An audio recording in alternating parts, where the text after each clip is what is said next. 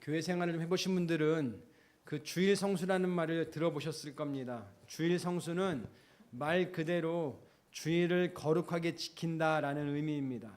그래서 어떤 사람들은 왜 교회가 기독교는 안식일을 안 지키고 주일을 지키냐 이렇게 이제 시비를 거는 사람들이 있어요. 왜냐하면 하나님께서 우리에게 언제 주일을 지키라고 했냐, 안식일을 지키라고 했지. 근데 안식일은 주일이 아닌데 왜 너희는 안식일을 안 지키고 주일을 지키냐, 그렇게 시비를 겁니다. 그런데 우리가 주일날 모여서 예배드리는 것은 다른 것이 아니라 성경에, 신약 성경에 예수님이 십자가를 지시고 부활하신 이후에 그 부활을 기념하는 그 초대교회부터 이제는 우리가 안식일날 모여서 예배드리는 것이 아니라 예수님의 그 부활을 기념하고 안식일의 주인 되시는 예수님을 높여드리기 위해서 그렇게 주일날 모였던 것을 볼 수 있습니다. 그래서 누가 만약에 왜 기독교는 안식일을 안 지키고 주일을 지키냐 그렇게 물어보면 우리는 초대교회 때부터 부활을 기념하는 주일날, 한 주간의 첫날이 주일인데 첫날 예배드리는 사람들이야, 이렇게 말하시면 될 것 같습니다. 물론 여러분, 주일 성수라는 게 뭐겠습니까? 많은 사람들은 그냥 예배 안 빠지고 주일을 잘 지키면 그게 주일 성수라고 생각하는 분도 있습니다. 물론 예배를 안 빠지는 것도 주일 성수가 맞겠죠. 그런데 오늘 본문에 보면 예수님께서 우리들을 향해서 너희가 안식일을, 그러니까 안식일 대신 지키는 이 주일을 우리가 어떻게 지켜야 되는지를 예수님이 말씀하신 걸 볼 수 있습니다. 왜냐하면 예수님과 바리새인들이 이 안식일 지키는 거에 대해서 논쟁을 벌이거든요. 그러니까 예수님이 마침표를 딱 찍으면서 너희는 주일을 어떻게 지켜야 돼, 주일을 보낼 때 어떻게 보내야 돼, 이렇게 말씀을 하고 있는 것을 보게 됩니다. 마태복음 12장 1절 말씀, 2절 말씀을 같이 읽어볼까요? 마태복음 12장 1절 2절입니다. 그 무렵에 예수께서 안식일에 밀밭 사이로 지나가셨다. 그런데 제자들이 배가 고파서 밀 이삭을 잘라서 먹기 시작하였다. 바리새파 사람이 이것을 보고 예수께 말하였다.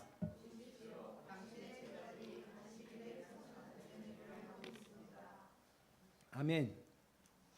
지금 이 바리새인들이 예수님의 제자들이 안식일 날 이제 지나가다가 밭에 있는 밀 이삭을 잘라서 먹는 그 사건을 가지고 시비를 거는 것입니다.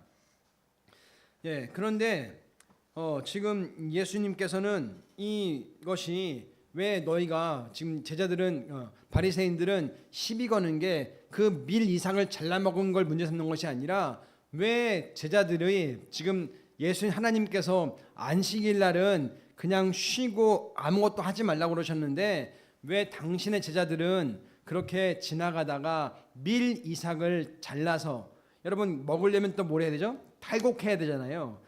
손을 빗어서 탈곡을 하고 또 이것을 껍질을 벗겼으니까 그걸 먹고 하는 모든 게 다 노동 아니겠습니까?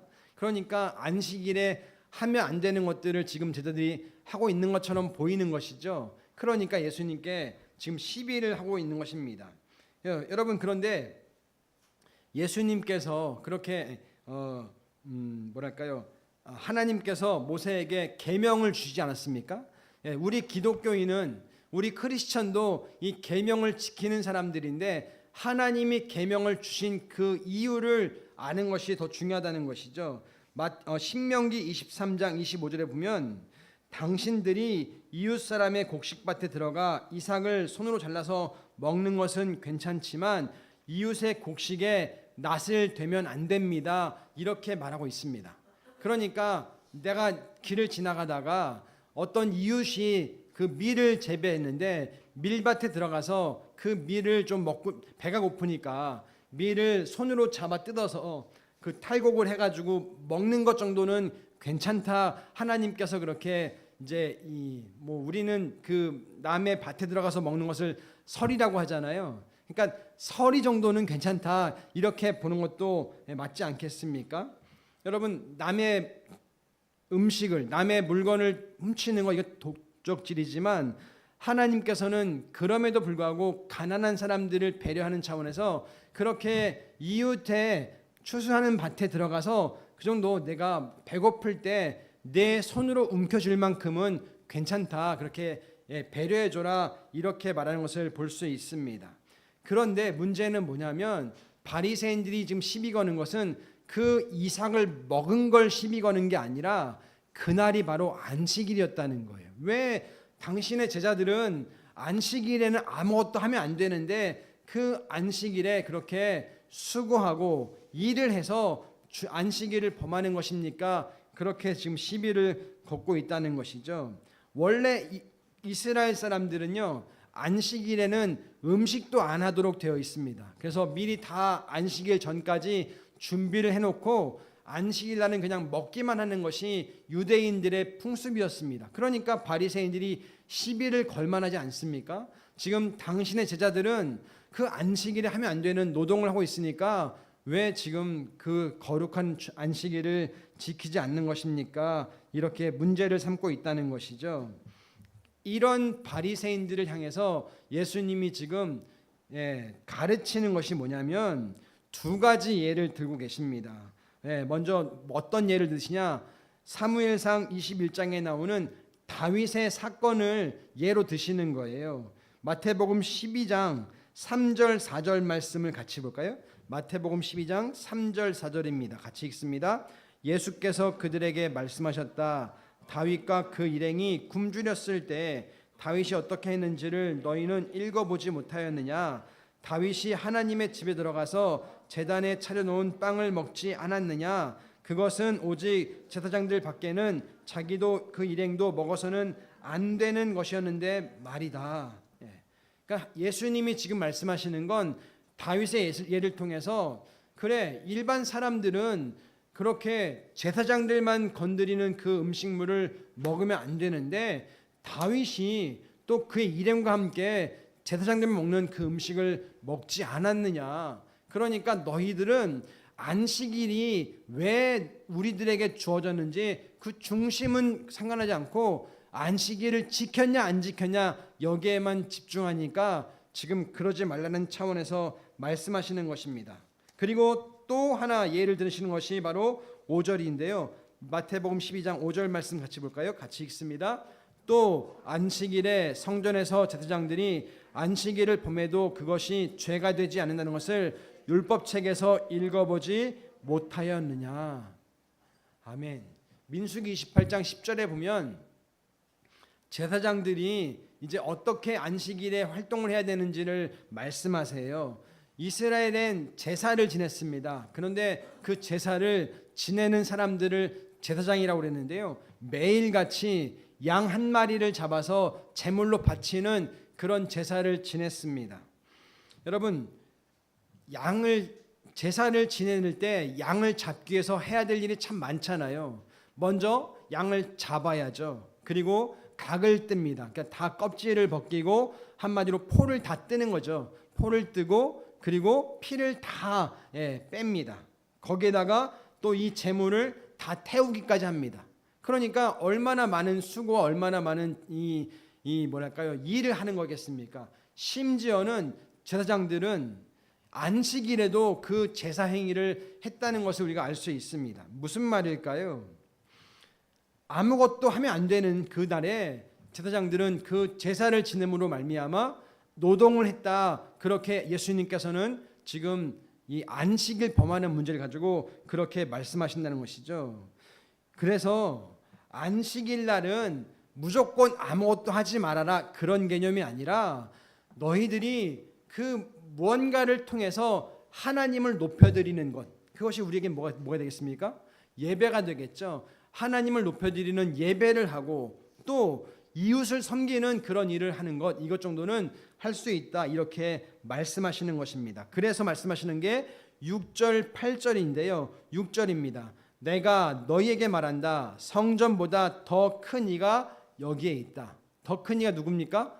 예수님이죠. 내가 바로 이 안식일의 주인이다. 너희들이 주일날 모이는 것은 다른 것이 아니라 나를 높이기 위한 것이 아니냐.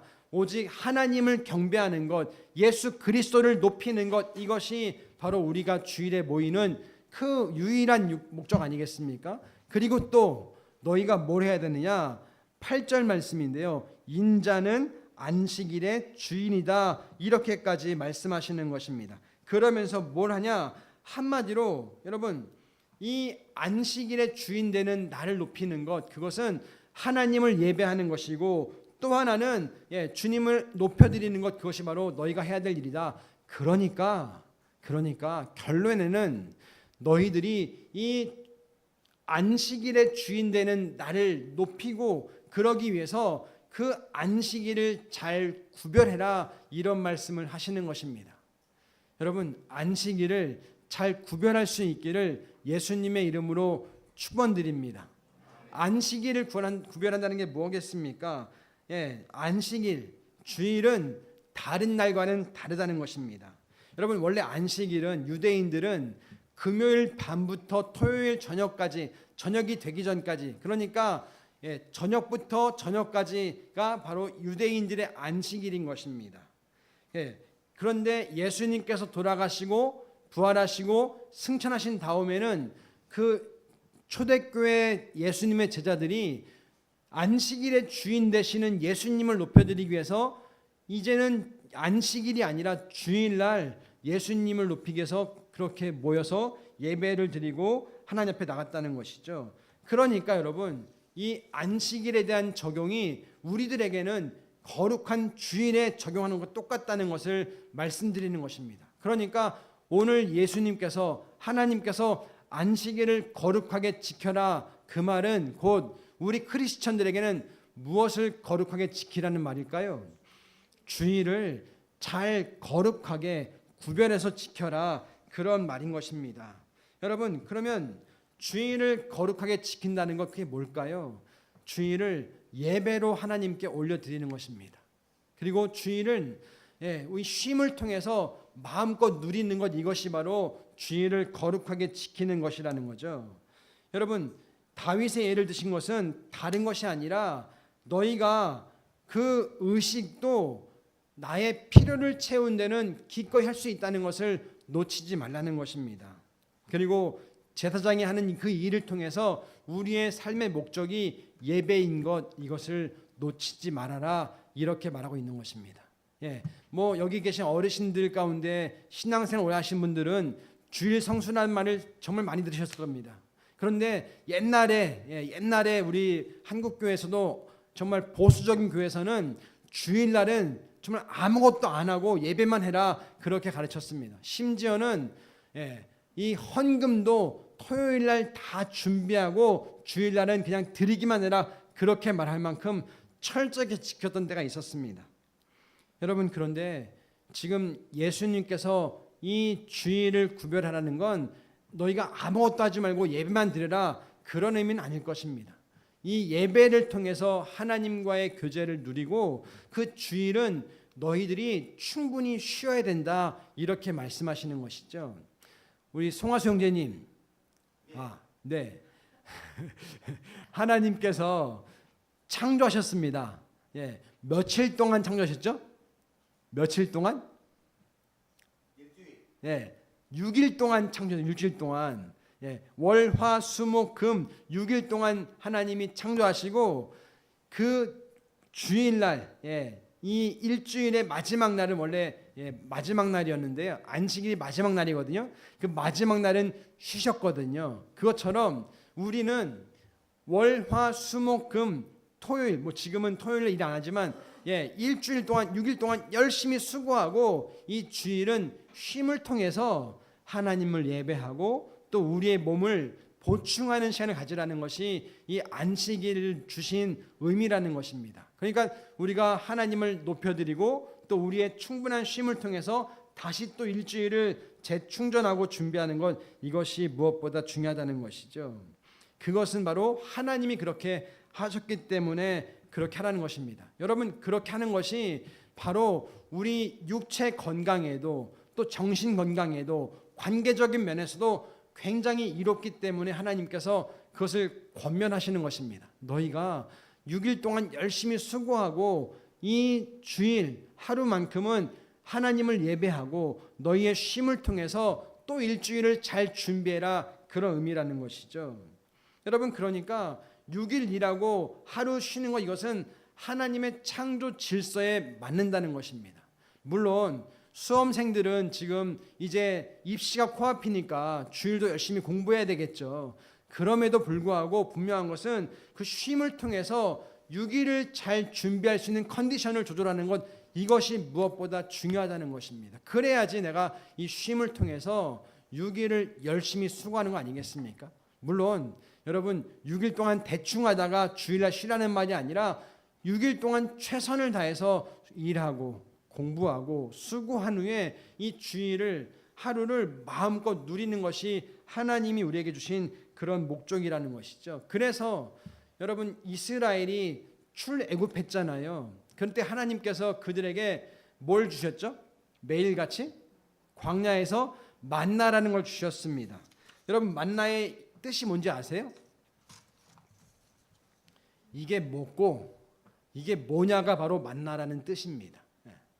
그만큼 이스라엘 사람들에게는 만나가 정말 신기하고 놀라운 거예요. 왜냐하면 저녁부터 아침에 자고 일어나면 먹을 것들이 그냥 다 준비되어 있으니까 얼마나 신기하겠습니까? 그래서 출애굽기 16장 31절에 보면 그것은 고수씨처럼 하얗고 그 맛은 꿀 섞은 과자와 같다고 말씀하셨습니다.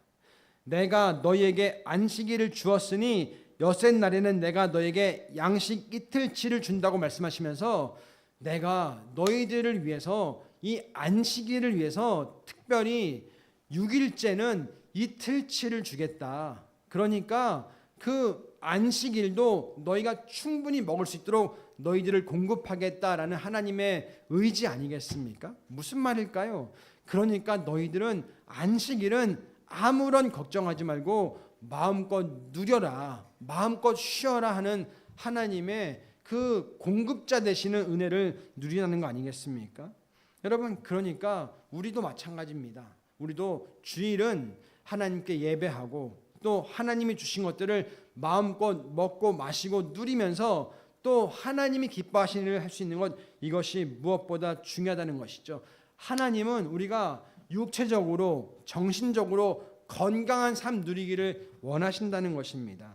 그래서 우리 열린문교회 성도님들은 일주일을 통해서 하나님의 그 공급하심을 마음껏 누리시고 또 이 주일, 안식일에 대체되는 이 주일 쉼을 통해서 하나님을 예배하고 또 하나님의 그 충분한 은혜와 은혜를 마음껏 누리는 은혜가 있기를 예수님의 이름으로 축원드립니다.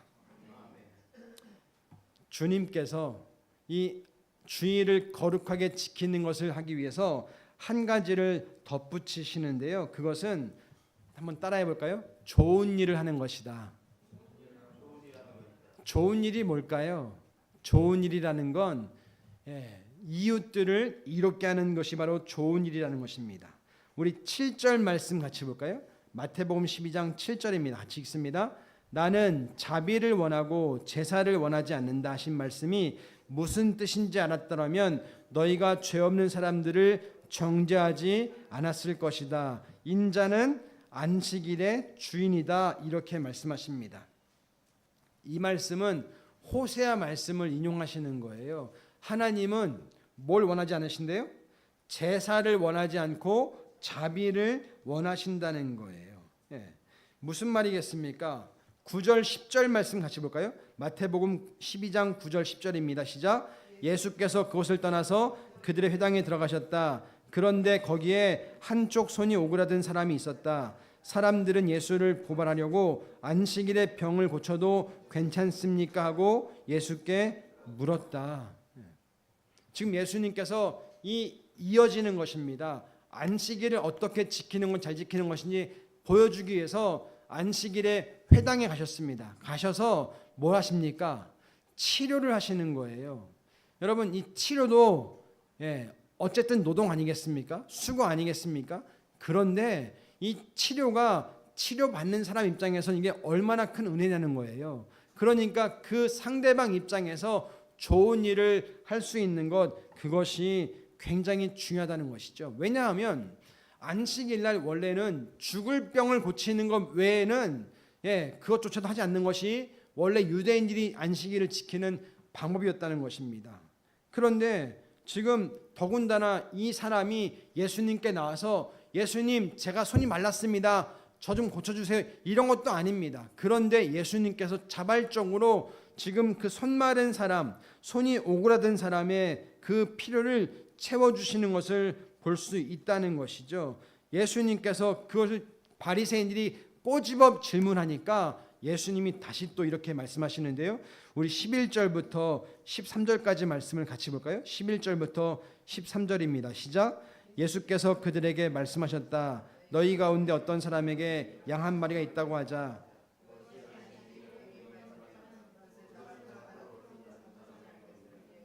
사람이 양보다 얼마나 더 귀하냐. 그러므로 안식일에 좋은 일을 하는 것은 괜찮다. 그런 다음에 손이 오그라든 사람에게 말씀하셨다. 내 손을 내밀어라. 그가 손을 내미니 다른 손과 같이 성하게 되었다. 아멘. 안식일에 좋은 일을 하는 것은 어떻다? 괜찮다. 그러니까 주일에 그냥 예배만 하는 것이 아니라 바로 쉼만 하는 것이 아니라 뭘 해야 되냐? 좋은 일 하는 것, 이것이 정말 괜찮다는 것입니다. 좋은 일이 뭐겠습니까? 남을 이롭게 하는 일, 남을 도와주는 일, 남을 선하게 하는 일, 이것이 무엇보다 중요하다는 것입니다. 여러분, 그렇습니다. 우리가 주일을 정말 거룩히 잘 지키기 원하시면, 주일 성수하기 원하시면 예배 드리시고 또 충분한 쉼을 쉬시고, 그리고 할 게 또 있다면 남을 이롭게 하는 것, 누군가를 좋게 하는 것, 이것이 바로 그 주일을 잘 지키는 것 아니겠습니까? 여러분, 그렇습니다. 그냥 주일날 아무것도 안 하고 쉬라는 말이 아니라 하나님을 높여드리고 내 쉼도 누리고 또 이웃을 이롭게 하는 그런 섬김도 섬기라는 것입니다. 어떤 목사님은, 여러분, 목사님들은 주일이 쉬는 날이 못 되잖아요. 그러니까 다른 날 쉬는 분들이 많거든요. 근데 어떤 목사님은 취미가 목공이래요. 목공. 그래서 그 목사님은 이 목공 그 공구도 굉장히 다양하고 굉장히 많은 것들을 갖고 있다고 합니다. 그리고 이분은 주일날 최선을 다해서 주일 예배를 이제 드리시고 성도들을 섬기신 다음에 그 쉬시는 날 다른 거 하는 게 아니라 목공 일을 통해서 자기의 이제 취미와 자기 여가를 즐긴다는 이야기를 들었습니다. 여러분, 목공도 노동이잖아요. 그런데 그 목사님에게는 그 목공이 노동이 아니라 쉼이라는 거죠. 그러니까 그 쉼을 통해서 자신의 그 일주일을 잘 보충하고 충전하는 것, 이것이 그분에게는 그런 방식 아니겠습니까? 그러니까 여러분들 나름대로의 그 주일을 지키는 것들을 여러분들이 해나가는 거예요. 근데 어떤 친구들은, 어떤 사람들은 주일날 유튜브만 봐요. 게임만 해요. 여러분, 이 게임은 쉬는 걸까요? 쉬는 게 아닐까요? 쉬는 걸 수도 있지만 쉬는 게 아닐 수도 있는 것입니다. 거기에 시간을 빼앗기고 거기에 마음만 빼앗긴다면 내 쉼은 못 쉬고 그냥 거기에 그냥 시간을 버리는 거 아니겠습니까? 그러니까 잘 쉬는 것도 정말 중요하다는 것이죠. 우리 열린문교회는 1인 1사역을 권장하고 있습니다. 그래서 주일날 사역 하나 하고 또 목장에서 사역 하나 하는 것이 이제 우리 교회가 권장하는, 물론 어떤 분들은 여러 사역들도 하시지만 이제 중요한 건 하여튼 1인 1사역이라는 것이죠. 그런데 왜 그렇게 하냐면 우리 모두가 다 섬김 가운데 있고, 그래서 어떤 몇 사람에게만 집중하는 것이 아니라 같이 우리가 함께 이 주일을 지키자, 그런 의미에서 그렇게 하는 거 아니겠습니까? 요즘에 저희 교회에 이제 어르신들이 오시잖아요. 그런데 어르신들이 오시려면 혼자 이제 교회를 못 오십니다. 그러니까 어떤 분들은 아침 일찍 와서 또 이 어르신들을 위해서 교회 차량 운행을 하고 또 어른들을 모시고 와서 섬기고, 그렇게 이제 하는 것들을 통해서 우리가 이 주일을 같이 섬기는 거 아니겠습니까? 그러니까 여러분들 어떤 방식으로든 우리 어르신들도 내가 주일에 나만 그냥 누리는 것이 아니라 내가 교회에서 무언가를 섬겨야겠다. 우리 송하수 형제님은 주일에 오실 때마다 이 목사님을 위해서 비타 500 음료수를 꼭 사다 주세요. 그것도 우리 형제님은 이 목사를 섬겨주는 아주 좋은 또 그 하나의 섬김 아니겠습니까? 그러니까 우리가 내가 할 수 있는 그런 정도의 것들을 통해서 교회를 유익하게 하고 성도들을 유익하게 하고 우리 지들 섬기는 것, 이것이 굉장히 중요하다는 것이죠. 여러분, 그렇습니다. 그런데 대형 교회들은 어떻습니까? 교회가 예배가 되게 여러 번 있습니다. 그리고 성도님들이 그냥 교회 와서 예배 드리고 그냥 돌아가는 것, 이것을 주일 지켰다는 것으로 보는 교회들이 정말 많습니다. 제가 대형 교회를 비판하는 것이 아니라, 물론 그분들 중에서도 정말 최선을 다해서 지키는 분들 계십니다. 그런데 많은 사람들이 예배 한 번 드리고 마는 것, 이것을 주일을 지켰다고 보는데 아니라는 것입니다. 주일은 정말 내가 하나님을 높여드리는 예배를 드리고 또 충분한 쉼을 갖고 가족들과 함께 시간을 보내면서 선한 일을 할 수 있는 것, 이것이 무엇보다 중요하다는 것이죠. 그래서 이 하루는 하나님을 위해서, 나를 위해서 잘 구별해 놓는 그런 은혜를 누리는 것이 무엇보다 중요하고, 또 저는 그래서 우리 성도님들께 이것을 부탁드리는 것입니다. 내가 주일만큼은 잘 이걸 구별해서 하나님께 드려야지. 그리고 충분한 쉼을 쉬어야지. 그리고 우리 이웃들, 지체들을 섬기는 이런 삶을 살아야지 하는 것이 중요하다는 것입니다. 물론 이게 여의치 않은 분도 있습니다. 어떤 분들은 내가 월, 화, 수, 목, 금, 토, 일까지 일해야 되는 그런 분도 계시지 않습니까? 그런데 그것이 내 삶의 패턴이 아니라 언젠가는 내가 이 주일을 위해서 그것들을 바꿔나가는 것들을 해나가는 것이 중요하다는 것입니다. 그래서 이것이 하나님께도 영광이 되어지고 나에게도 쉼이 되어지고 하나님이 원하시는 그 주일을 온전하게 지키는 것, 이것이 무엇보다 중요하다는 것이죠. 우리 열린문교 성도님들은 6일을 열심히 수고하시고 하루는 잘 구별해서 하나님을 기쁘시게, 나를 또 쉴 수 있게, 이웃들을 기쁘게 하는 은혜가 있기를 예수님의 이름으로 축원드립니다.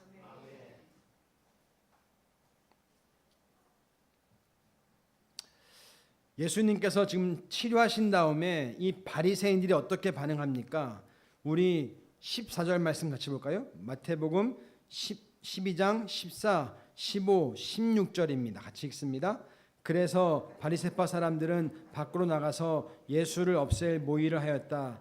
그러나 예수께서 이 일을 아시고서 거기에서 떠나가셨다. 그런데 많은 무리가 예수를 따라왔다. 예수께서는 그들을 모두 고쳐주셨다. 그리고 자기를 세상에 드러내지 말라고 단단히 당부하셨다. 지금 이 바리새파들은 한마디로 의식주의입니다. 의식주의. 이 의식주의는 문제가 있다는 것을 예수님이 꼬집으시는 거 아니겠습니까? 한마디로 전통은 중요하겠지만 의식에 매여버리면, 전통주의에 매여버리면 안 된다는 것입니다. 그러면서 예수님께서는 중요한 건 지금 그 많은 무리들을 회복시켜 주시고 고쳐주셨다, 이렇게 말씀하고 있는 것입니다. 그런데 지금 중요한 건 이 마태가 뭘 말하고 싶은 것이냐, 예수님이 하시는 모든 것들은 결국에는 메시아가 오셔서 해야 될 일을 하시는 것이다, 이것들을 지금 말하고 있는 것입니다. 예수님은 그야말로 메시아다, 이것을 말씀하고 있는 것입니다. 17절 뭐라고 그럽니까? 이것은 예언자 이사야를 시켜서 하신 말씀을 이루시려는 것이었다, 이렇게 말하고 있지 않습니까? 18절, 19절, 20절 말씀을 같이 읽습니다. 18, 19, 20절입니다. 시작. 보아라, 내가 뽑은 나의 종, 내 마음에 드는 사랑하는 자, 내가 내 영을 그에게, 그는 이방 사람들에게 공의를 선포할 것이다. 그는 다투지도 않고 외치지도 않을 것이다. 거리에서 그의 소리를 들을 사람이 없을 것이다. 정의가 이길 때까지 그는 상한 갈대를 꺾지 않고 꺼져가는 심지를 끄지 않을 것이다.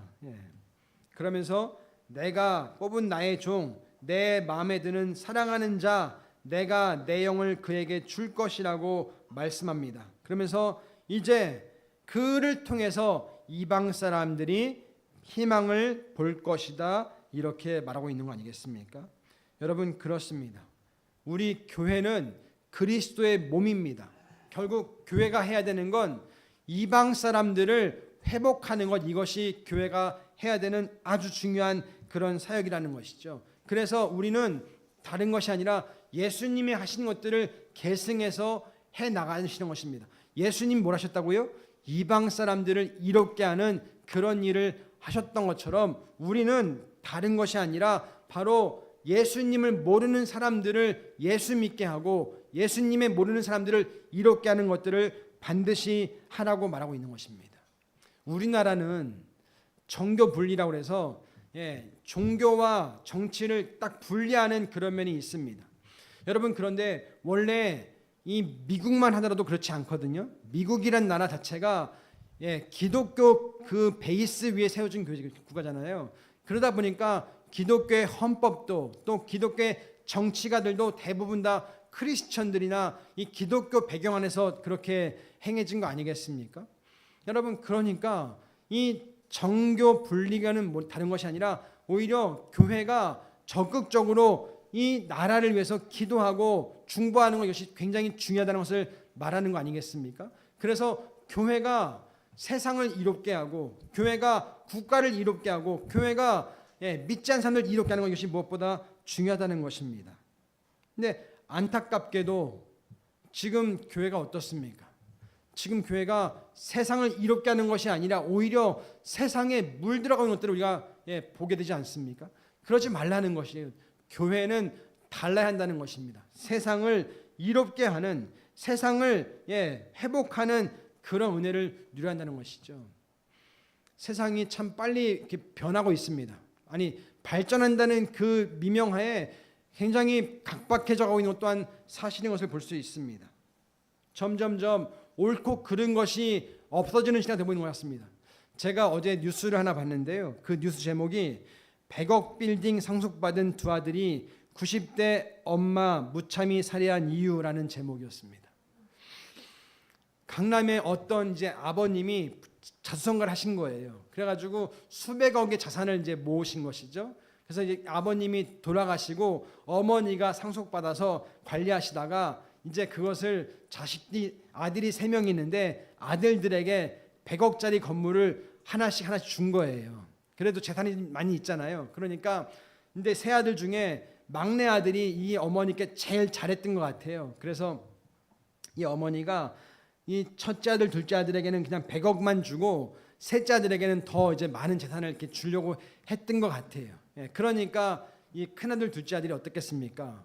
왜 우리가 장손이고 더 형인데 왜 동생을 줍니까? 그래서 어머니를 이제 한마디로 괴롭힌 거예요. 괴롭히고 나중에는 이 어머니를 이제 폭행을 해가지고 이 어머니가 죽게 만드는 그런 이제 일을 벌이고 말았던 것이죠.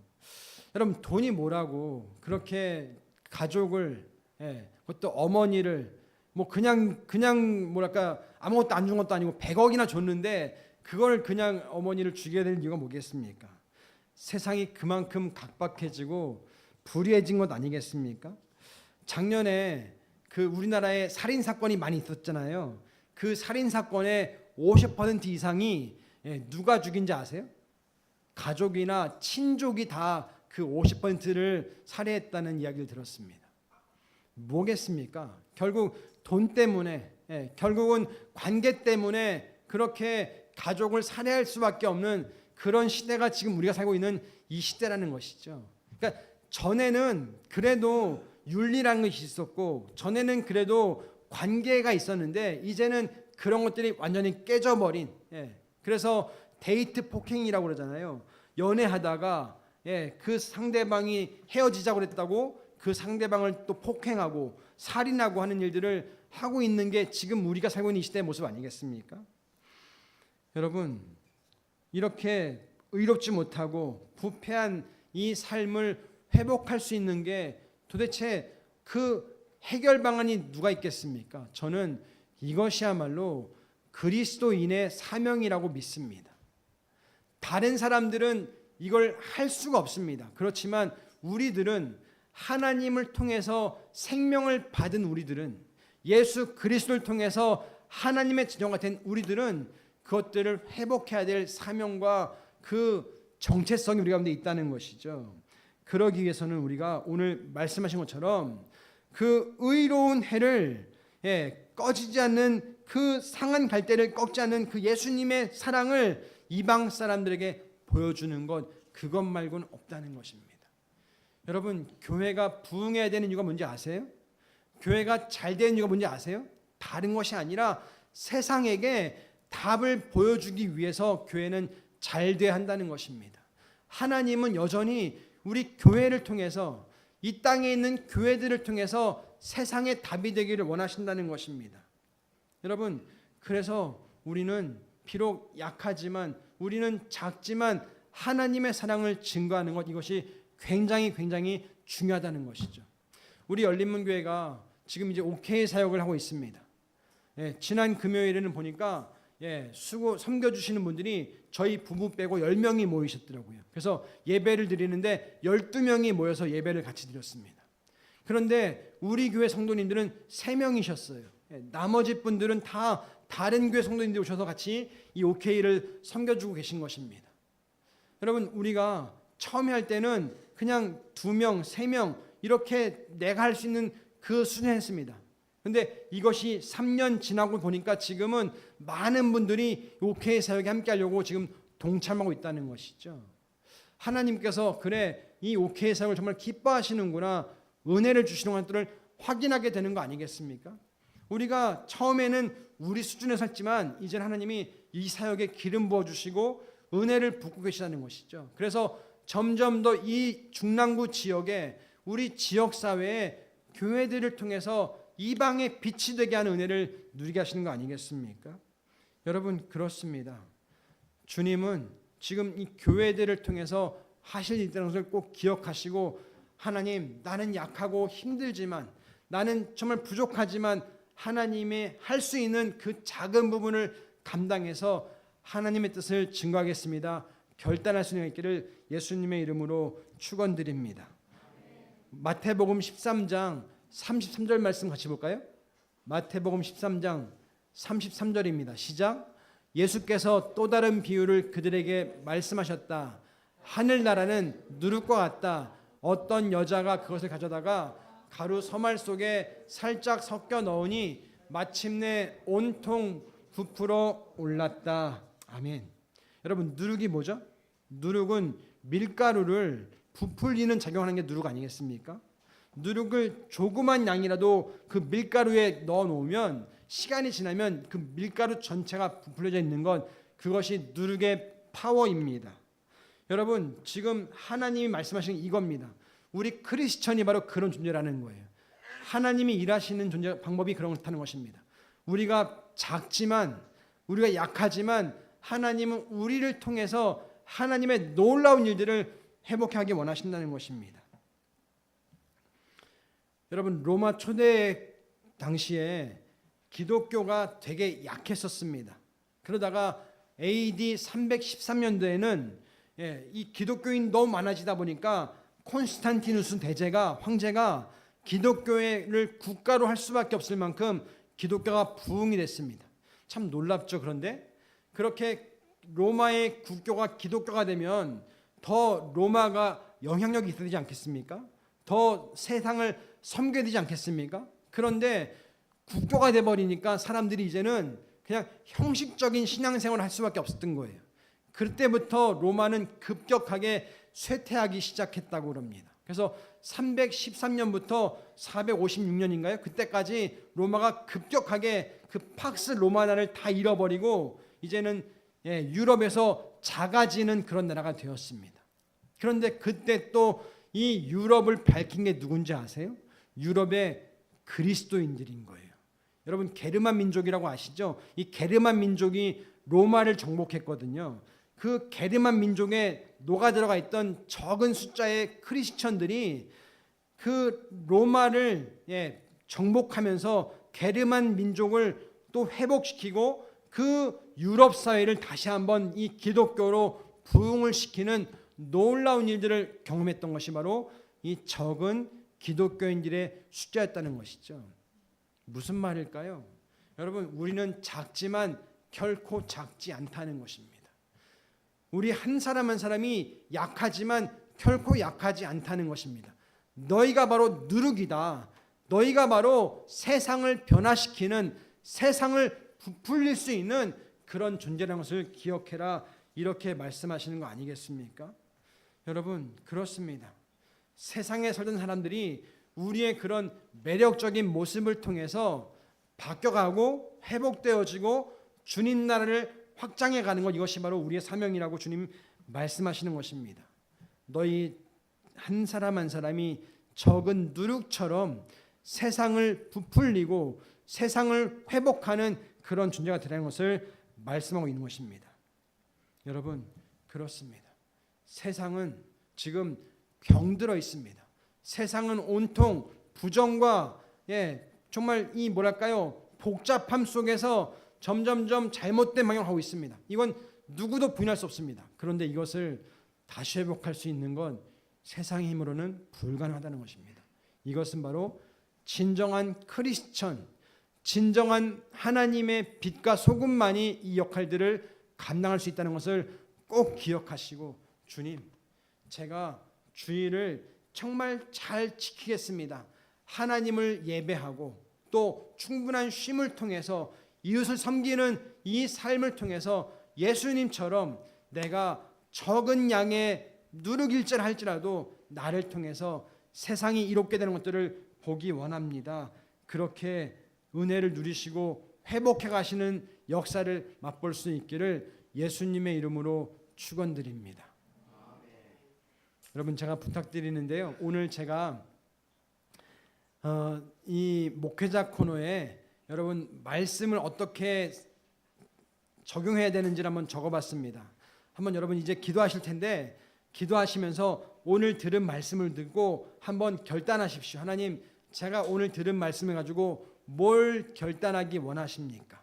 또 내가 들은 말씀을 가지고 어떻게 적용해 보기를 원하십니까? 그렇게 하나님께 질문해 보세요. 그러면 하나님이 하나라도 생각나게 해주시면 그것을 붙잡고 일주일 동안 살아보시는 거예요. 그래서 하나님, 정말 말씀이 나를 변화시킵니다. 말씀이 나를 회복해 가십니다 하는 것들을 맛봐서 우리가 이 작은 열린문 교회가 세상에 누룩이 되지 않겠습니까? 우리 가정에 누룩이 되지 않겠습니까? 그래서 우리 가정을 회복해 가고 우리 이웃들을 회복해 가고 세상을 회복해 가는 은혜를 누려야 되지 않겠습니까? 그래서 이 대한민국이, 여러분 지금 대한민국은 저 중국과 러시아와 또 북한이라고 하는 엄청 큰 세력에게 뺑 둘려 있는 정말 작은 존재에 불과합니다. 이 대한민국이 하나님이 주신 사명이 있습니다. 1950년대에 여러분 그 중국, 북한, 러시아를 뭐라고 그랬습니까? 공산당이라고 그랬습니다. 완전 빨갰었습니다. 우리 요 남한만, 우리 대한민국만 파란 색깔이었고요. 다 빨갰습니다. 그런데 하나님께서 그 조그만 이 대한민국을 빨갛게 안 만드시고 이렇게 지금까지도 자유민주주의를 할 수 있는 것은 다른 것이 아니라 이 나라를 통해서 저 넓은 땅, 중국 땅, 북한 땅, 러시아 땅, 그리고 저 이슬람권, 힌두권 저 나라를 회복해라는 그 사명 주신 거 아니겠습니까? 여러분, 이 조그만 나라가 뭘 할 수 있겠습니까? 그런데 하나님께서 그것들을 감당할 수 있도록 지금까지 70년 동안 보호하시고 이렇게 큰 강대국으로 만들어 주신 것입니다. 지금 우리나라가 세계 꼴찌 나라였는데 지금은 세계 10대 안에 드는 나라가 되었다고 하지 않습니까? 여러분, 이게 자체가 기적입니다. 이것은 누가 한 것이 아니라 하나님이 그렇게 우리를 할 수 있도록 보호해 주신 것밖에는 우리가 말할 수 없을 것입니다. 물론 우리나라 사람들이 근면하고 성실하고 또 머리가 좋죠. 그런데 우리나라 사람들 힘만 가지고 안 됐습니다. 하나님이 그런 환경을 만들어줬기 때문에 가능한 거 아니겠습니까? 여러분, 그렇다면 이 작은 열린문교회, 미약하지만 나라고 하는 존재는 정말 아무것도 아니지만 내가 하나님이 기뻐하시는 누룩이 되기를 소원합니다. 하나님, 나를 써주십시오. 그렇게 기도하실 때 하나님이 우리 열린문교회를 어떻게 이끌어 가실지 아무도 모릅니다. 여러분, 그것들을 기대하시면서 우리 같이 이 시간 하나님 앞에 기도하는 시간을 가졌으면 좋겠습니다. 같이 우리 말씀을 생각하면서 하나님, 내가 누룩이 되고 싶습니다. 주님 나를 통해서 하나님 나라 이루십시오. 같이 한번 우리 목소리로 기도하겠습니다. 하나님 아버지 감사합니다. 주님 그렇습니다. 주님 아버지 뜻을 이룰 수 있게 원합니다. 열린 문교회를 사용해 주십시오. 내가 아버지 예수님께서 말씀하시는 이 안식일 주일을 잘 지킴으로 말미암아 하나님의 은혜를 누릴 수 있게 원합니다. 그냥 예배드리는 끝나는 것이 아니라 아버지 주여 이 시간을 통해서 충분한 쉼과 하나님의 안식을 맛보는 가운데 회복되어져서 아버지 세상을 변화시키는 아버지 하나님의 누구 될 수 있게 원하는 은혜를 베풀어 주십시오. 주여 열린 문교회를 사용해 주십시오. 우리의 발걸음을 인도하시고 하나님의 은혜로 사용해 주시기 바랍니다. 오 주여 그렇습니다. 살아계십니다. 아버지 회복을 주십시오. 우리 공동체 가운데 하나님의 역사를 주십시오. 그래서 아버지 주여 증거할 수 있기를 원합니다. 사용해 주시오. 은혜를 베풀어 주십시오. 주여 주여 우리 열린 문교회 다음 세대가 아버지 앞에 쓰임받기를 소원합니다. 주여 주님을 더 기대하는 가운데 아버지 기도하는 가운데 하나님의 역사를 맛볼 수 있게 원하니 사용해 주십시오. 도와주십시오. 우리 어르신들을 아버지 주여 써주십시오. 그렇습니다. 아버지 앞에 쓰임받기 원하니 기름 부어주십시오. 함께할 주님의 감당할 수 있기를 바랍니다. 주여 함께해 주십시오. 아버지 응답하여 주시옵소서. 감사합니다. 결단하겠습니다. 아버지 더 기도 집중하겠습니다. 주님만 바라보겠습니다. 도와주십시오. 함께해 주십시오. 예수님의 이름으로 기도합니다. 아멘.